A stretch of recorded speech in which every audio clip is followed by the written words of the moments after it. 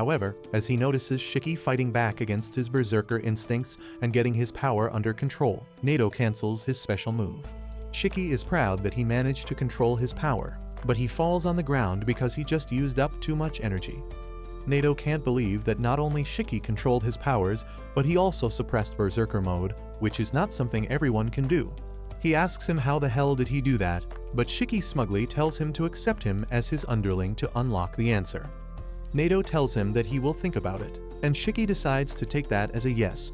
He says that when Nato talked about controlling his blood, he didn't understand shit, but when he saw him slice his thumb and use the blood to create a weapon, he got an idea.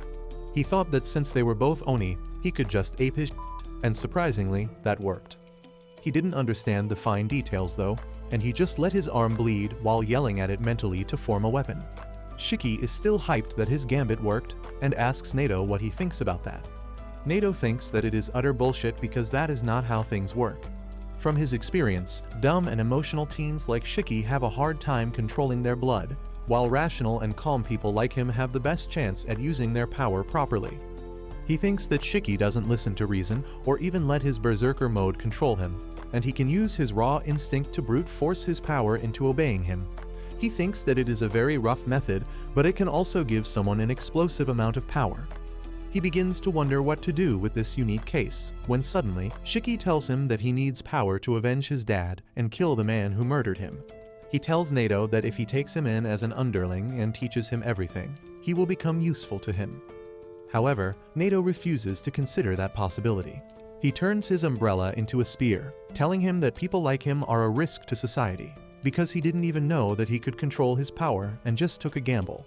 He says that he can't accept him as a lackey, and then acts like he is going to stab him with the spear, but only hits the floor near his head. He tells Shiki that he won't accept him as an underling, but as a student, and that is really confusing for Shiki, because he thinks both are the same thing.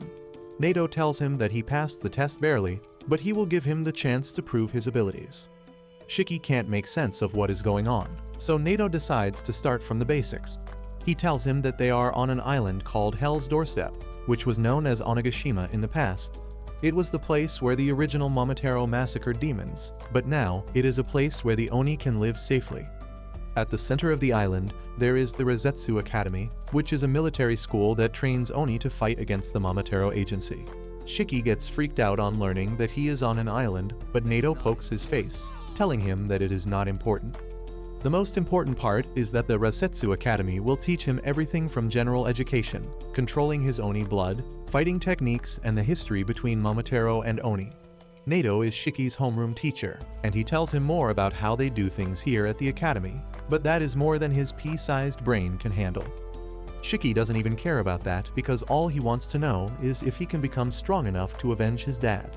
Nato can't give him any guarantee, but he tells him that if he can't become strong enough to fight the Momotaro agency, he will be expelled from school. Soon, Shiki gets dressed up, and he is excited to go to a different kind of school, but Nato warns him that other people have passed the test this year, and he is probably the least skillful amongst them. Suddenly, Shiki remembers his dad and asks Nato where his body is. Nato replies that they have kept him in the morgue because they wanted Shiki to handle the funeral as per his beliefs. Shiki gets a bit gloomy on thinking about his dad's death, and Nato tells him that being a gloomy idiot is a waste of time, and he should focus only on becoming stronger so that he can get his revenge. Shiki says that he seems like a nice guy after all, and that embarrasses Nato, who speeds away, telling Shiki that if he doesn't reach the class before him, he will be expelled. Shiki somehow catches up to him, and as he wonders how should he enter the class to farm the maximum amount of aura, Nato just kicks him through the door. Shiki feels like he got some aura debt because of his uncool entry, and he asks the masked boy named Jin for some tissues for his nosebleed. Jin turns out to be an even bigger edgelord than their teacher, and he tells Shiki to stop talking to him. Shiki gets mad at that and starts teasing him for not having his horns yet. Jin simply manifests his horns, saying that only dumb rookies who can't control the horns flaunt them all the time. This comment offends another guy named Ikari, who also can't control his horns. Things start getting tense in the classroom with Shiki getting up close and personal with Jin. However, before things can get violent, Nato suddenly arrives behind them and Shiki finds himself sitting right next to Jin without even realizing when it happened. Jin is equally shocked, But Nato doesn't have time to waste with what his students think. He says that for their first lesson, they are going to play a game of tag. He takes all the students to the forest, telling them that they have 1 hour to get back to the school while avoiding being caught by him. Nato then declares that anyone who doesn't make it back to school in the time limit will be expelled, and he doesn't care about Shiki's objection. He then tells the students that they are free to use their powers, and he will only use his in case someone goes berserk. Jin confidently says that he might get killed if he doesn't use his powers, and Nato has no issue with that. Instead, he says that if someone kills him, they will graduate instantly, and then they can join any squad that they wish to fight the Momotaro Agency.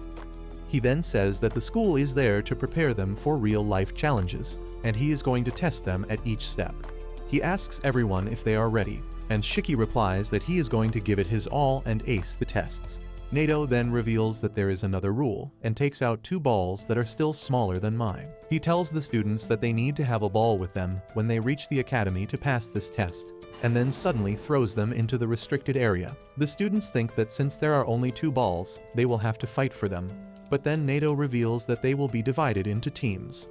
The first team has Shiki along with Jin and the timid pink-haired bitch, Homer.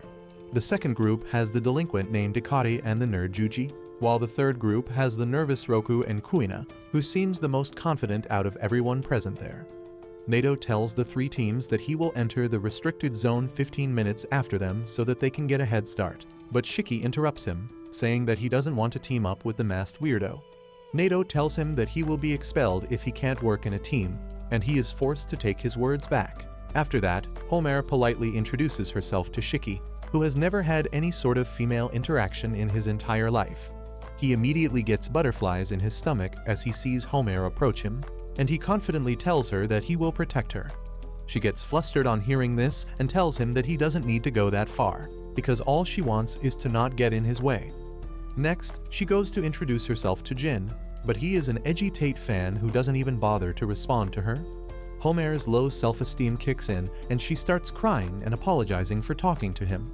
Shiki starts yelling at Jin for hurting the girl's feelings, and then he quickly moves on to comfort Homer, telling her that she should not ruin her cute looks by crying.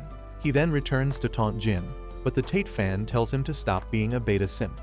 Nato interrupts their quarrel and tells them to head inside because they don't have all day. Jin and Shiki immediately run towards the restricted forest, and after a while of staring around cluelessly, Homer also follows them. Inside, Jin starts jumping through the trees like a ninja from Naruto, thinking about how killing Nato will earn him his graduation and the right to join whichever squad he wants. He wants to take this chance to get on the front lines and face his greatest enemy again. But then suddenly, Shiki tries attacking him from behind, snapping him out of his internal monologue. Jin asks him what the hell is wrong with him, and Shiki replies that he is going to prove that he is stronger than him. Jin is all in for a fight as well, and he removes his mask to reveal some terrible scars around his mouth. Shiki is creeped out, but he says that only weaklings show off their old scars, but Jin doesn't fall for his taunts. He simply removes his gloves, revealing that his hand is covered in stitch marks too. He tears one of the stitches to let out his blood and turns it into circular saws. Shiki is shocked to see this because he thinks that the author of Chainsaw Man will sue them for copying his ideas.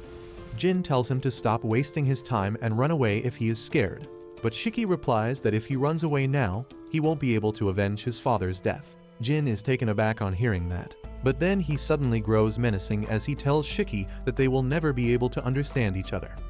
Shiki tells him that he doesn't want to understand him in the first place, and bites his thumb to release his blood. However, he fails to turn it into a gun this time and panics, wondering what exactly he should do to make it work. He decides to fight back using a stick because that's the only option he has, but he soon realizes that he is no match for Jin, who can cut trees with just one strike of his chainsaw arms. Meanwhile, Homer is trying to find